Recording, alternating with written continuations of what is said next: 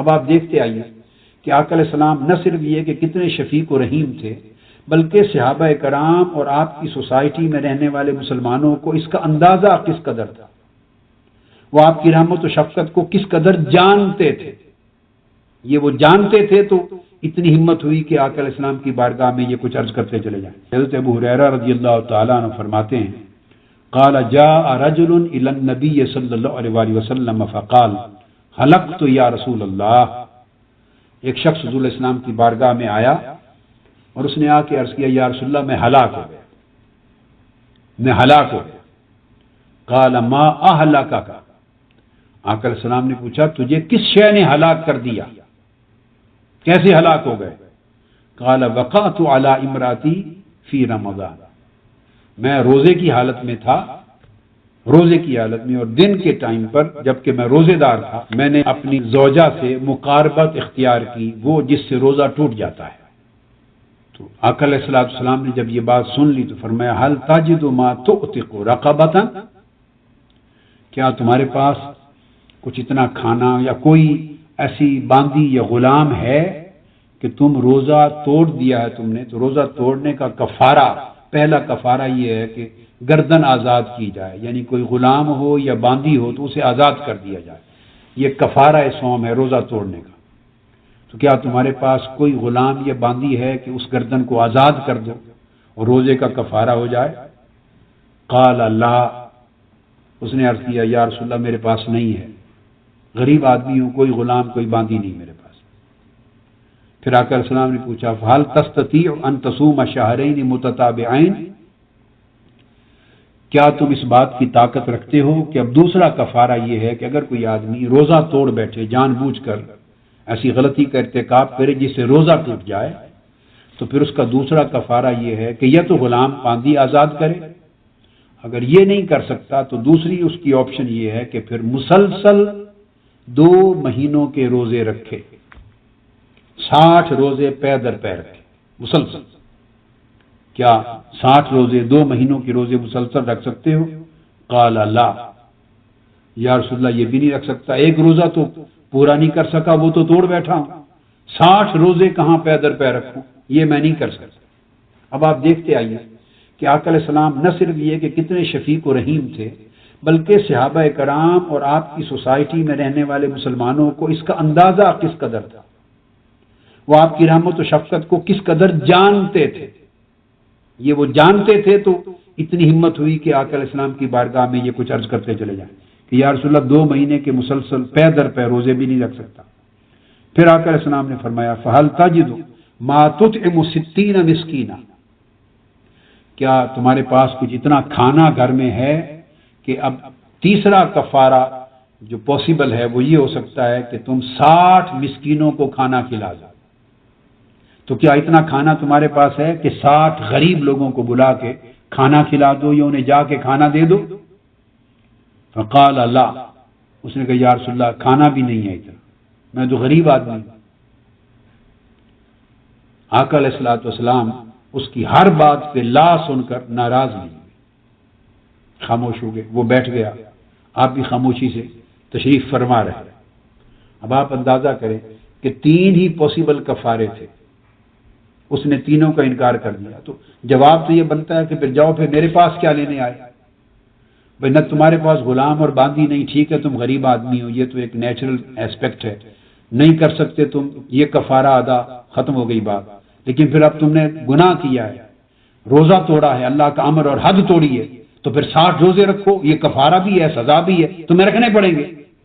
مگر ایسا نہیں فرمایا، بنتی تو ہے نا یہ بات کہ رکھو پھر سزا ہے، اللہ کی حد توڑنے کی، اللہ کے امر کو توڑنے کی، روزے کو جان بوجھ کے توڑنے کی تم کنٹرول نہیں کر سکے، پھر سزا بھگتو۔ مگر آقا السلام نے نہیں فرمایا، اس نے کہا نہیں رکھ سکتا، آپ خاموش ہو گئے۔ تیسرا جو کفارہ تھا وہ آفر کیا، فرمایا پھر 60 مسکینوں کو کھانا کھلاؤ، وہ کہتا وہ بھی سخت نہیں ہے۔ تو آقا علیہ السلام اس کے کسی ایک جواب میں کہ یا رسول اللہ نہیں کر سکتا، نہیں کر سکتا، نہیں کر سکتا، ناراض نہیں ہوئے، بیٹھ گئے۔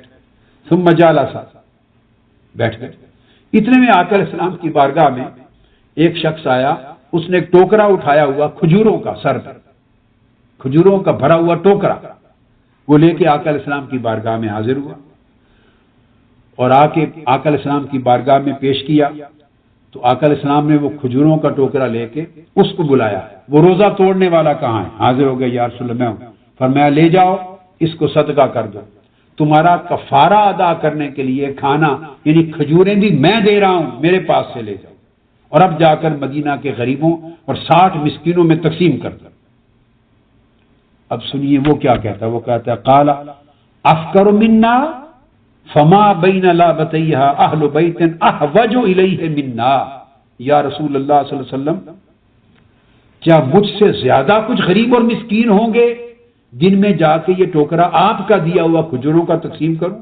اور خدا کی قسم مدینہ کی اس پوری وادی میں ہمارے گھر سے زیادہ غریب گھرانہ کوئی نہیں ہے، ہم سے زیادہ مسکین اور محتاج جو حاجت مند ہے خود کھانے کا کوئی نہیں، تو میں اوروں کو جا کیا کھلاؤں؟ جو آپ سن لیجیے، یعنی اپنے پاس سے دے رہے ہیں اور اپنے پاس آقا علیہ السلام کی بارگاہ سے لے کر روزہ اس نے توڑا ہے، کفارہ اس کا ہے. آقا علیہ السلام دے رہے ہیں کہ لے جاؤ کھجوروں کا ٹوکرا غریبوں کو بانٹ دو. اب اس کے جواب میں کہتا ہے کہ ہمارے گھرانے سے زیادہ تو غریب ہی کوئی نہیں، باہر کس کو بانٹو؟ اس پر حدیث پاک میں آتا ہے کہ آقا علیہ السلام ہنس پڑے. آپ ہنسے، مسکرائے، حتیٰ بدت انیابہ، حتیٰ کہ آپ کے دندان مبارک کا جو اگلا سائڈوں والے حصے ہیں دندان مبارک کے وہ بھی تھوڑے نظر آ گئے. اتنے مسکرائے اور انجوائے کیا آپ نے اس کی بات، ہنسے. آقا علیہ السلام نے پھر فرمایا ثم قال اذهب فاطعمه اهلك. فرمایا اچھا اگر کوئی نہیں تم سے بڑھ کے غریب تو یہ ٹوکرا کھجوروں کا لے جاؤ اور جا کے خود کھاؤ اور گھر والوں کو کھلا دو، اپنے گھر والوں کو ہی کھلا دو، تمہارا کفارہ ادا ہو جائے گا. اب آپ اندازہ کریے اس میں رحمت و شفقت کا عالم، پورا واقعہ، اس کا ایک ایک لمحہ، ایک ایک کلمہ، ایک ایک سوال اور جواب اور پورا طرز عمل آقا علیہ السلام کا منہ بولتا بین اظہر من الشمس ہے، منہ بولتا ثبوت ہے. یہ ٹوکرا کھجوروں کا جا کے یہ بھی خود کھا دو، گھر بچوں کو کھلا دو، فیملی کو، کفارہ ادا ہو جائے گا. یہ آقا علیہ السلام کی رحمت، آپ کی شفقت اور آپ کا طرز عمل مبنی پر محبت و سہولت ہوتا تھا. اب دوسرا اسپیکٹ اس میں ایک الگ ہے، وہ آقا علیہ السلام کی تشریعی حاکمیت کا ہے کہ اختیارات کتنے ہیں. چونکہ آقا علیہ السلام خود احکام شریعت وضع فرمانے والے، آپ خود شارح ہی نہیں یعنی انٹرپریٹر ہی نہیں ہیں بلکہ لیجسلیٹر بھی ہیں، لا گیور ہیں، شارع علیہ السلام بھی ہیں. خود احکام شریعت آپ کے حکم سے، آپ کی زبان سے، آپ کے ارشاد سے، آپ کی نصیحت سے، آپ کی ہدایت سے، آپ کے طرز عمل سے خود شریعت تشکیل پذیر ہوتی. لہذا روزہ جان بوجھ کے توڑ بیٹھنے کا کفارہ جو مقرر آپ نے فرمایا تھا وہ بیان ہو چکا. اب جو ان تینوں پر عمل نہیں کر سکا تو حد تو ختم ہو گئی، کفارے تو نہیں بچے. اب یہ کفارہ تو نہیں شریعت میں کوئی توڑ بیٹھے تو اس کو کوئی عالم اور مفتی، آج کے کوئی مفتی اس کو یہ اجازت دے دیں کہ وہ کہے جی یہی اسی سچویشن ہے کہ میں سب سے زیادہ غریب ہوں پورے محلے میں، پورے شہر میں، پورے گاؤں میں، تو کسی کو یہ اختیار نہیں کہ اس کو اپنے پاس سے کھانا دے اور کہے کہ جاؤ اپنے بیوی بچوں کو اور خود جا کے کھا لو اور کھلا دو گھر میں، کفارہ ادا ہو جائے گا. نہیں، یہ اختیار روئے زمین پر کسی شخص کو حاصل نہیں، یہ آقا علیہ السلام ہی کو حاصل ہے. جو چاہیں کفارہ وضع فرما دیں، جس کے لیے جو چاہیں سسپینڈ فرما دیں، جس کے لیے چاہیں الٹرنیٹو دے دیں. یہ آقا علیہ السلام کی اپنی شان تشریعی ہے. اور پھر ایک حدیث میں آتا ہے جسے حضرت عبداللہ ابن عباس رضی اللہ تعالیٰ عنہ روایت کرتے ہیں، اور اس کو امام ابو داؤد نے اپنی سنن میں، امام ترمذی نے اپنی سنن میں، امام نسائی نے سنن میں، ابن ماجہ نے سنن میں، ان چاروں اصحاب سیاہ، اصحاب سنن نے اس کو روایت کیا، اور امام ترمذی نے اس حدیث کو بھی صحیح کہا، اور امام حاکم نے مستدرک میں صحیح کہا. عبداللہ ابن عباس رضی اللہ تعالیٰ عنہ، آقا علیہ السلام نے اس شخص سے پوچھا، اگلے لفظ اس میں اضافہ ہوا ہے حدیث صحیح میں، آقا علیہ السلام نے اس سے پوچھا جب یہ ساری بات ہو چکی، اس کو کھجوروں کا ٹوکرا دے دیا، فرمایا خود کھا لو اور گھر والوں کو کھلا لو، تمہارا کفارہ ادا ہو جائے گا. اس سے پوچھا ما حملک علی ھذا یرحمک اللہ. آقا علیہ السلام کی رحمت بے پایاں اور شفقت بے کنار کا مظہر اور اس سے بڑھ کر کیا ہوگا. آقا علیہ السلام اس سے پوچھتے ہیں کہ یرحمک اللہ، اللہ تم پہ رحم فرمائے، اللہ تعالیٰ تم پہ رحمت فرمائے. بتاؤ یہ جو تم نے مجھے جواب دیے اور تم نے اتنا حوصلہ اور جرت کی، یہ کہتے چلے گئے اور اینڈ پر یہ کہہ دیا کہ مجھ سے بڑھ کر غریب اور محتاج ہی کوئی نہیں میرے گھرانے سے بڑھ کر. بتاؤ اس جرت پر تمہیں کس چیز نے آمادہ کیا، کس خیال نے تیرے منہ سے یہ بات کہلوائی؟ اتنی ہمت و جرت اور حوصلہ تمہیں کس نے دیا کہ مجھے یہ کہو؟ اللہ تعالیٰ تم پہ رحم فرمائے. یہ کہہ کے آقا علیہ السلام مسکرائے اور دعا دے کے اس سے یہ سوال پوچھا. یہ سوال صرف اس سے سننے کے لیے تھا، اس کو اجازت عطا کر چکے تھے. یہ طرز عمل تھا آقا علیہ السلام کا ان لوگوں کے ساتھ جو خطا کے ارتکاب کر بیٹھتے، جن سے گناہ کبیرہ ہو جاتا. پرہیزگاروں اور عبادت گزاروں اور طاعت شیاروں کے لیے بات نہیں ہو رہی. جب رات کے اندھیرے چھا جائیں اور ہر کوئی سو جائے، ہر کوئی اپنے پہلو بستر سے لگا کر سو جائے، جب رات کا آرام نرم و گداز بستر پہ لیتے رہنے کے لیے آوازیں دے رہا ہو، اگر اس معراج کی لذت چکھنی ہے اس وقت اٹھا کرو. اور فرمایا بے شک 2 رکعتیں ہی پڑھ لیا کرو، بے شک 2 رکعتیں ہی پڑھ لیا کرو، مگر رات کا اٹھ کر اس وقت مولا کو یاد کرنا تمہیں لذت معراج سے آشنا کر دے گا.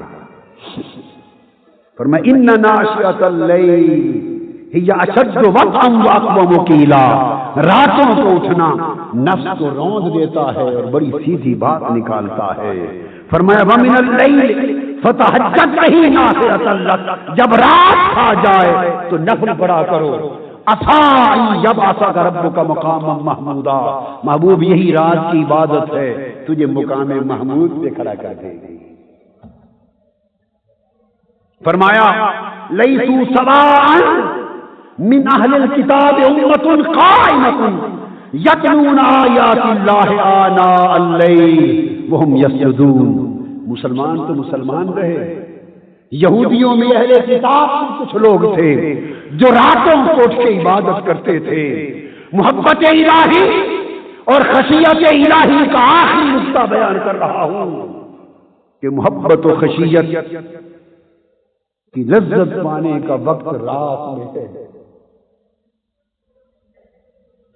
ہمارے دل اللہ کی نافرمانی میں گزر رہے ہیں، راتیں غفلت میں گزر رہی ہیں. لوگوں ہم کہاں جائیں، ہم کیا کما رہے؟ دن خدا کی نافرمانی میں بھی بسر گئے، راتیں غفلت میں بسر ہو گئی. اسی حالت غفلت میں موت آ جائے گی اور ہم اپنے اللہ کے حضور پیش ہونے کے قابل نہ ہوں گے. محبت و خشیت الہی کی لذت رات کے اندھیرے میں ہے، رات کے جاگنے میں ہے. شعبان کی رات کا جاگنا آپ کو رب کی محبت و خشیت کے لیے راتوں کے جاگنے کا پیغام دینا چاہتا ہوں. آج کی رات کا جاگنا رات کے جاگنے کا پیغام بن جائے. فرمایا میرے محبوب اہل کتاب میں بھی کچھ لوگ ایسے ہیں، یہودیوں میں، یہودیوں اور عیسائیوں میں. فرمایا کچھ لوگ ایسے ہیں جو مجھے اچھے لگتے ہیں. اللہ مسلمانوں سب اہل کتاب کو ایک جیسا نہ سمجھنا، لیسوا سواء، سارے ایک جیسے نہیں. من اہل الکتاب امۃ قائمہ، ان اہل کتاب میں سے کچھ لوگ ایسے بھی ہیں یتلون آیات اللہ آناء اللیل، کچھ لوگ ایسے بھی ہیں جب رات کے اندھیرے چھا جاتے ہیں تو میری آیتوں کی تلاوت شروع کر دیتے ہیں. وہم یسجدون، اور رات کے اندھیروں میں سجدے کرتے ہیں. تو جنہوں نے رات کے اندھیروں کے سجدوں کو اپنایا، رات کے اندھیروں کی تلاوت کو اپنایا، رات کے اندھیروں میں جاگنا اور عبادت کرنا اپنایا، وہ اہل کتاب میں سے بھی تھے. رب کو ان سے محبت ہوئی. سیدنا یحییٰ علیہ السلام نے ایک روز پیٹ بھر کے کھانا کھا لیا، جو کی روٹی کا کھانا پیٹ بھر کے کھا لیا.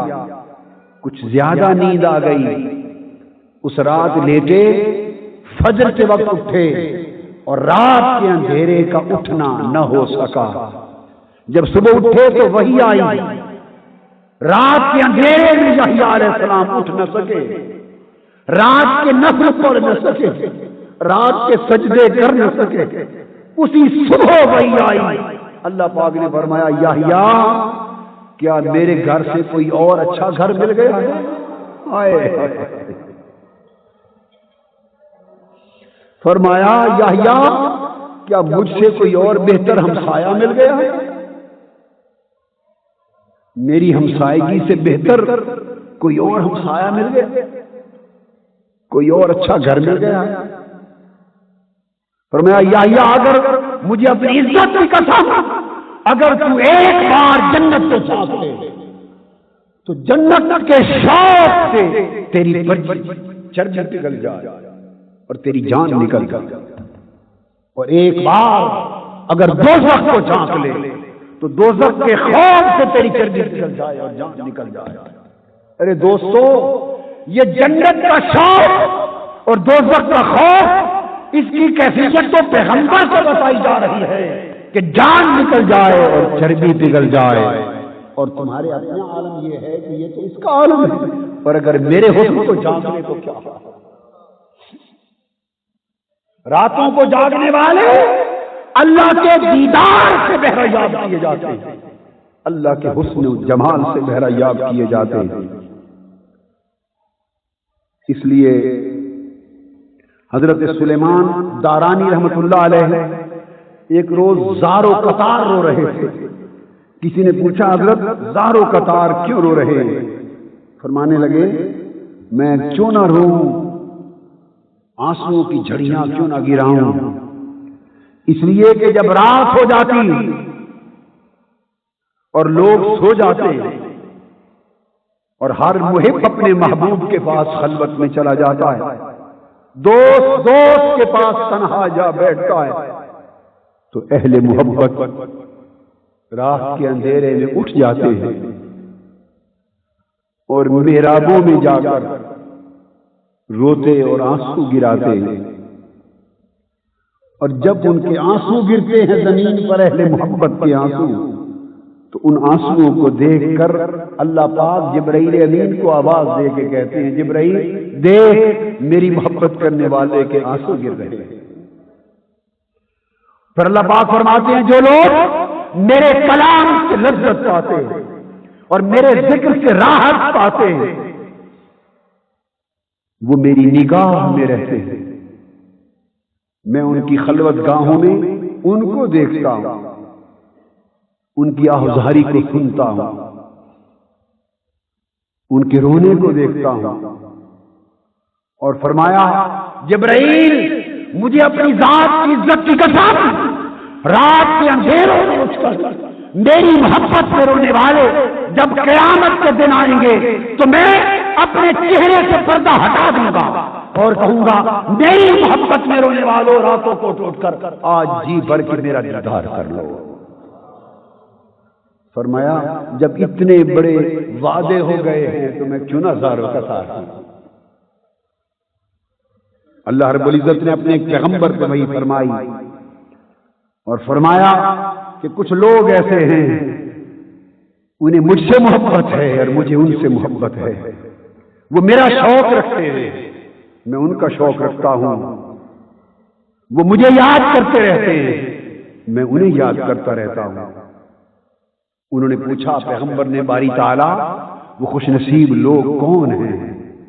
فرمایا ان کی نشانی یہ ہے کہ وہ دن بھر سایوں کو اس طرح تکتے ہیں جیسے چرواہا اپنی بھیڑ بکریوں کو تکتا رہتا ہے، وہ سورج کے غروب کا انتظار کرتے رہتے ہیں، گھڑیاں دیکھتے ہیں سورج کب غروب ہوگا، رات کے اندھیرے کب آئیں گے، وہ اس طرح رات کی آمد کا انتظار کرتے ہیں جیسے پرندے اپنے آشیوں کی طرف چشم برا ہوتے ہیں۔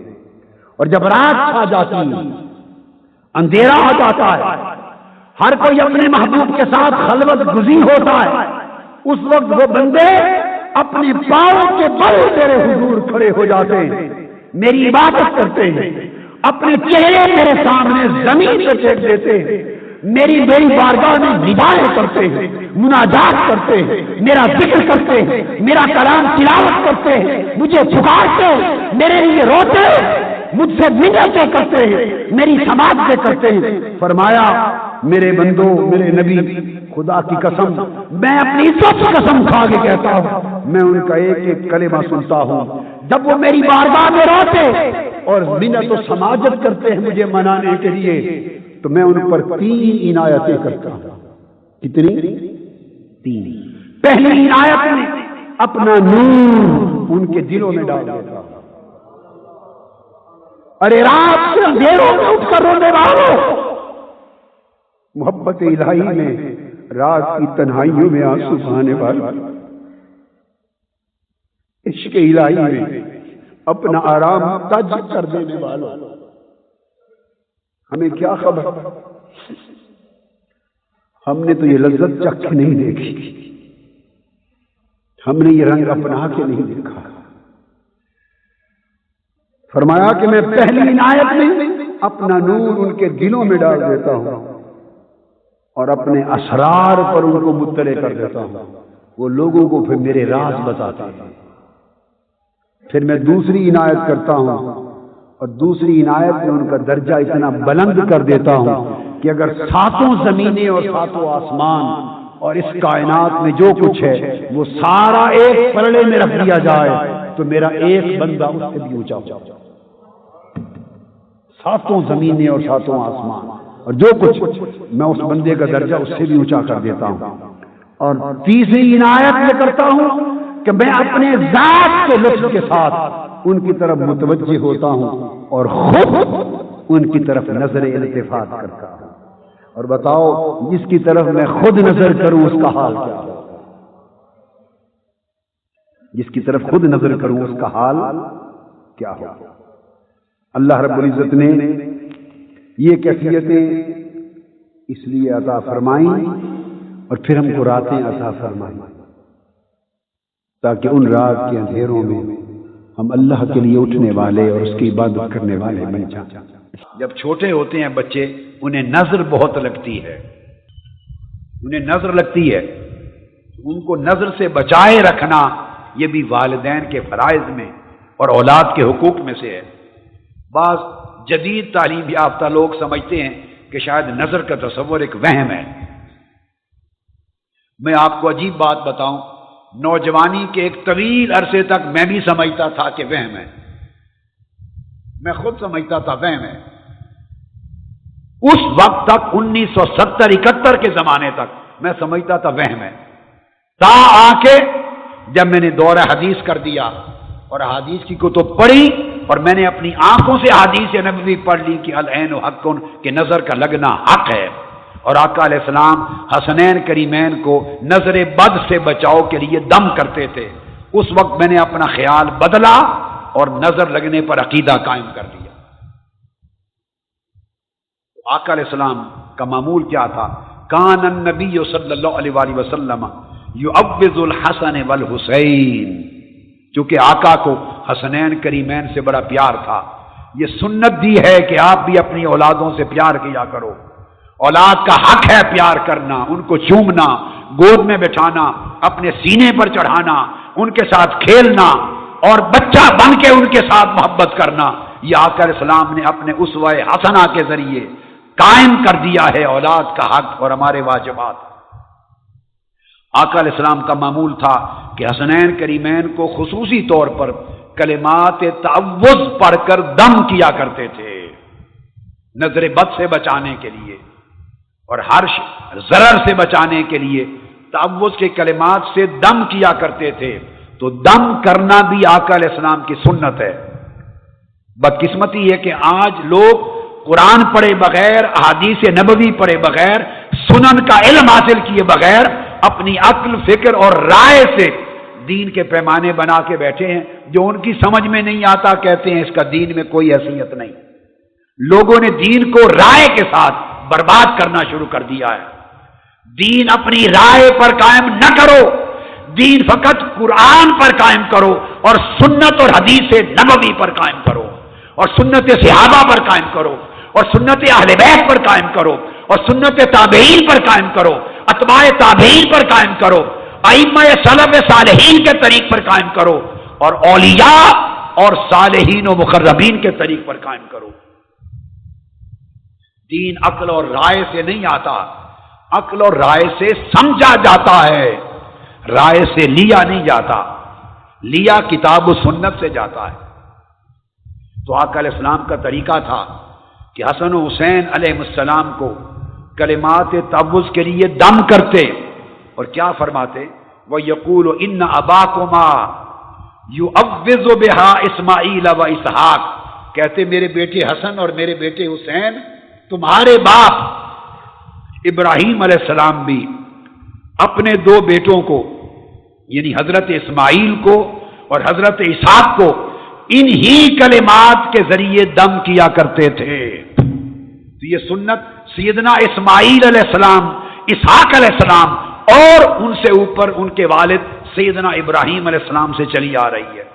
اور آقا علیہ السلام یہ کلمات نظر کے لیے اور ہر شر و بد سے بچانے کے لیے پڑھتے، اعوذ بکلمات اللہ التامہ من کل شیطان وہامہ ومن کل عین لامہ، میں اللہ کے کامل کلمات کے ذریعے ہر وسوسہ اندازی کرنے والے شیطان اور بلا سے اور ہر نظر بد سے پناہ مانگتا ہوں۔ یہ ترجمہ ہے ان کلمات کا جو آقا علیہ السلام پڑھ کر دم کرتے تھے حسنین کریمین۔ بعض اولیاء نے اور عرفاء نے کہا، انہوں نے پوچھا اہل معرفت سے، بعض اہل اللہ سے، کہ بڑے عرصے سے کوئی سے نے پوچھا میرے دل کو حضوری نصیب نہیں۔ میرے ذہنوں میں کئی سوال ہوتے ہیں نا کہ نماز پڑھتے ہیں، عبادت کرتے ہیں، تلاوت کرتے ہیں، ذکر اذکار کرتے ہیں، دعا کرتے ہیں، یعنی اللہ کو پکارتے ہیں، ندا کرتے ہیں، اللہ کی عبادت اور اس کی مناجات کا کام کر رہے ہوتے ہیں، مگر دل حاضر نہیں ہوتا۔ بس ایسے دعا ہے تو گزر گئی، عبادت کے کلمات تھے نماز کے گزر گئے، رجوع اللہ تھا گزر گیا، دل حاضر نہیں ہوتا۔ اس کی آپ نے اپنی زندگی میں کئی بار مثال دیکھی ہوگی، دل حاضر ہے یا نہیں اس کو سمجھنا تھوڑا سا مشکل ہے، تھوڑا سا دماغ حاضر ہے یا نہیں اس کی مثال سے سمجھ آ جائے گی۔ کئی بار آپ نے دیکھا ہے کئی لوگ ایسے ہوتے ہیں جن کی کنسنٹریشن نہیں ہوتی ان میں، وہ بات سن رہے ہوتے ہیں مگر آپ کہتے ہیں یہ حاضر دماغ نہیں ہے، اس کی کنسنٹریشن نہیں ہے۔ ڈاکٹرز بھی کہتے ہیں کہ اس بچے کو، اس طالب علم کو کنسنٹریشن کی کمی ہے، وہ گھنٹوں گھنٹوں بیٹھتے ہیں کتابوں پر، وہ کہتے ہیں مجھے کچھ یاد نہیں ہوتا۔ ہر ایک کا پرابلم میموری کا پرابلم نہیں ہوتا، بعض اوقات بہت سے لوگوں کو کنسنٹریشن کا پرابلم ہوتا، اس کی کنسنٹریشن ہی نہیں ہے، کیا پڑھا وہ گھنٹوں بیٹھا رہا، آنکھوں کے آگے الفاظ سطریں صفحے گزرتے رہے، اس کی کنسنٹریشن ہی نہیں، تو وہ پھر آگے جب یاد کیسے ہوگا؟ بعض اوقات آپ گفتگو سنتے ہیں خطاب تو بعض پریشانیاں ہوتی ہیں اس کا سبب، بعضوں کی کنسنٹریشن کا یا بعض اوقات لیک آف الرٹنس ہوتی ہے۔ آپ ایک چیز کو دیکھتے ہیں تو غلط پڑ جاتے ہیں، آپ دیکھتے ہیں تو پیج نمبر غلط پڑ جاتے ہیں، لفظ کچھ اور لکھا ہوا تھا صحیح پڑھ رہے ہیں، کچھ اور سمجھ کے پڑھ رہے ہیں، غلط پڑھ لیا۔ ڈاکٹر کے پاس جاتے ہیں، یہ کیا میٹر، وہ کہتا ہے یہ لیک آف الرٹنس ہے، الرٹ نہیں ہے مائنڈ آپ کا۔ اس کے پھر ریزنز الگ ہوتے ہیں، میڈیکل ریزنز ہوتے ہیں، لیکن میں آپ کو صرف علامات سمجھا رہا ہوں کہ اگر دماغ یعنی مائنڈ الرٹ نہ ہو تو چیزیں آپ کے سامنے ہوتی ہیں، آپ غلط پڑھ رہے ہیں۔ کنسنٹریشن نہ ہو تو آپ جو پڑھے جا رہے ہیں یا سن رہے ہیں آپ کی سمجھ میں نہیں آتا کیا۔ بعد میں اگر پوچھیں بھی وہ بات یاد ہے میں نے کیا کہی تھی، کہتے ہیں کیا بات، وہ اس کے کان سن رہے تھے مگر دماغ اس کا الرٹ نہیں تھا یا کنسنٹریشن نہیں تھی، وہ چیز ہی اتر جاتی۔ اب یہ مثال تو سمجھ میں آ گئی، ایسا تو ہوتا ہے کہ نہیں واقعہ زندگی میں؟ بعض اوقات عارضی پرابلم ہوتا ہے آدمی کو، یاداشت میں عارضی پرابلم ہے، کوئی مشکل ہے، پریشانی ہے، ذہن تفکرات میں ہے، تو وہ بھی اس پر بھی یہ حالت وارد ہو جاتی ہے۔ تو بعض اوقات پرماننٹ پرابلم ہوتا ہے، اس کی پھر الگ ایکسرسائزز ہوتی ہیں، ٹریٹمنٹس ہوتے ہیں، تھیراپیز ہوتی ہیں، پھر جس سے وہ چیزیں، اور اگر کوئی میڈیکل ریزن ہے تو پھر وہ ہوتا ہے، پھر وہ اس کی الرٹنس اور کنسنٹریشن اس کی ریسٹور کرواتے ہیں۔ جس طرح دماغ حاضر نہیں ہوتا اس طرح عبادات میں بہت سو کا دل حاضر نہیں ہوتا. اب آپ سمجھ گئے بات کو؟ اب اس مثال سے اچھی طرح سمجھ آ گئی بات کی. بندہ عبادت کرتا ہے، اللہ کا ذکر کر رہا ہے، تلاوت کر رہا ہے، مناجات کر رہا ہے، دعا کر رہا ہے، مگر دل حاضر نہیں. تو کسی نے سوال کیا دل حاضر نہیں پاتا، کیا کروں؟ اب دل حاضر ہونا اس کے بھی دو درجے ہیں. پہلا کہ دل حاضر ہو اس چیز میں جو عبادت، جو ذکر، جو طاعت، جو تلاوت آپ کر رہے ہیں، اللہ کی یاد، مناجات، اس میں دل حاضر ہو. یہ ادنا درجہ ہے. دل کی حاضری کیا؟ یہ ادنا درجہ ہے، پہلا درجہ ہے. تو ہر شخص جو حاضر دماغ ہوتا ہے اسی طرح حاضر قلب. ہر شخص جس کا دل حاضر ہو، ضروری نہیں کہ وہ صاحب حضور قلب بھی ہے.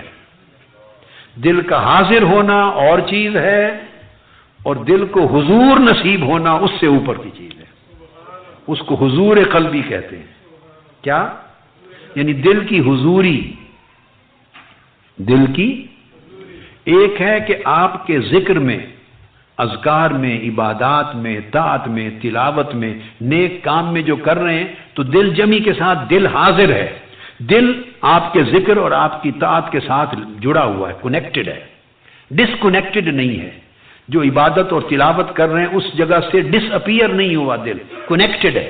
یہ ہے دل کا حاضر ہونا، جیسے دماغ کا حاضر ہونا. ٹھیک ہے؟ اب اگلی بات کہی، دل کا حاضر ہونا ایک درجہ ہے، اور یہ کئی لوگوں کو نصیب ہو جاتی ہے کہ اس کا دل حاضر ہے، یعنی دل جمی ہو گئی. ظاہری عبادت، عمل، طاعت، تلاوت، ذکر، اذکار، دعا جہاں کر رہا ہے اس کے ساتھ دل اس کا جڑا ہوا، کنیکٹڈ ہے. یہ کنیکشن ہے، یہ ہو گئی حاضری. کچھ لوگ اس سے بلند درجے کے لوگ ہوتے ہیں اور ان کا دل کا حاضر ہونا وہ ذکر کے ساتھ نہیں ہوتا، وہ مذکور کے ساتھ ہوتا ہے. یعنی وہ اللہ کی بارگاہ میں حاضر ہو جائے تو اس کو حضوری کہتے ہیں. پہلے تھا ذکر کے ساتھ حاضر ہو. کیا؟ اور اب کیا بات بتا رہا ہوں؟ جس کا ذکر ہو رہا ہے اس کی بارگاہ میں حاضر ہو. تو اس کی بارگاہ میں تب حاضر ہوتا ہے دل جو دل اس کے ساتھ جڑ جاتے ہیں. اس کو کہتے ہیں کہ اس کے دل کو حضوری حاصل ہے. اس کے دل کو حضوری رسائی ہے. کیا؟ اب اس کو بھی مثال سے سمجھا دوں تاکہ آپ کو اور ایزی ہو جائے.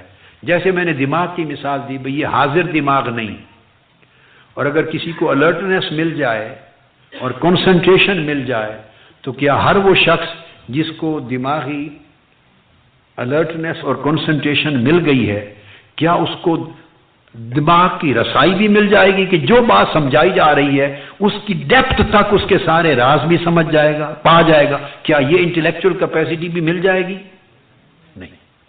ابھی تو الرٹ ہوا ہے، بقایا تو کیپیسٹی ہے، کتنا اس کو پاتا ہے اور کتنا نہیں پاتا. تو پہلا درجہ کہ جو غیر حاضر تھا دماغ، وہ کم سے کم حاضر ہو گیا. اب حاضر ہو جانے کے بعد کتنا سمجھتا ہے، کتنی رسائی پاتا ہے اور کتنی نہیں پاتا، یہ پھر اس کا اپنا، اب سمجھ گئے، نصیب ہے. اسی طرح دل کا حال ہے. جو غیر حاضر تھا وہ حاضر ہو گیا، وہ حاضر ہو گیا. اور اب اس سے آگے حاضر ہونے کا مطلب یہ نہیں کہ رسائی بھی پا گیا. جس کا ذکر ہو رہا تھا، جو مذکور تھا، جس بارگاہ میں کی یاد ہو رہی تھی کہ اس بارگاہ میں بھی پہنچ گیا. تو اس مجلس میں حاضر ہونے کا مطلب نہیں کہ وہاں بھی پہنچ گیا، وہ رسائی ہے، اس کو حضوری کہتے ہیں. تو اب کسی نے کہا کہ وہ بات بیان کی کہ میرا دل حضوری نہیں پاتا. حاضری کی بات نہیں کی. کیا؟ حاضری کی بات، حضوری نہیں پاتا، اس بارگاہ میں نہیں جاتا میرا دل، وہاں اس بارگاہ میں دل کو غائب پاتا ہوں. پوچھا کہ کب میرا دل وہاں پہنچے گا کہ میں دل کو پاؤں اللہ کی بارگاہ میں، کب ایسا ہوگا؟ فرمایا اذا نازل فیہ الحق، جب تمہارے دل میں حق، تمہارے دل میں اللہ ٹھکانہ کر لے گا، جب تمہارے دل میں اللہ آئے گا، اللہ اترے گا، تب تم اس کی بارگاہ میں دل کی حضوری پاؤ گے۔ تو انہوں نے پوچھا کہ اللہ کب اترے گا میرے دل میں؟ اللہ کا نزول کیا؟ میرے دل میں اللہ کا نزول کب ہوگا؟ اللہ کب میرے دل میں آئے گا؟ تو جواب یہ اذا ارتحل عنہ ما دون الحق، فرمایا جب اس کے غیروں کو دل سے نکال دو گے، جب غیر چلے جائیں گے تو وہ آ جائے گا، وہ غیروں کے ہوتے ہوئے اس دل میں نہیں آتا۔ یہ بات سمجھ میں آئی؟ اور غیر کون ہے؟ ہر وہ چیز جو اللہ کو پسند نہیں ہے، تو دل میں اس کی محبت اور شہوت اور رغبت بھی پڑی ہوئی ہو اور چاہیں کہ اس میں اللہ بھی آ جائے، تو اللہ کی غیرت اسے گوارا نہیں کرتی۔ وہ کہتا ہے بھئی تم نے ان کو دل میں سجایا ہوا ہے تو اسی سے دل لگا لو۔ فرمایا اذا ارتحل عنہ ما دون الحق، جب اس کے غیر نکل جائیں گے تب وہ آ جائے گا۔ خلاصہ ہے اس کلام کا، ہر تمنا دل سے رخصت ہو گئی۔ واہ واہ واہ، ہر تمنا دل سے رخصت ہو گئی، اب تو آ جا، اب تو خلوت ہو گئی۔ تو اس کا قاعدہ یہ ہے کہ جب اس کے غیر چلے جاتے ہیں دل سے اور دل نیا خانہ بن جاتا ہے، خلوت کدہ بن جاتا ہے، اس میں کوئی اور غیر نہیں رہتا اور دل خالی ہو جاتا ہے، اس وقت وہ جلوہ گر ہو جاتا ہے۔ اور جب اب میں آپ کو وہی معرفت کی طرف لا رہا تھا کہ جب وہ دل خالی ہو گیا غیر سے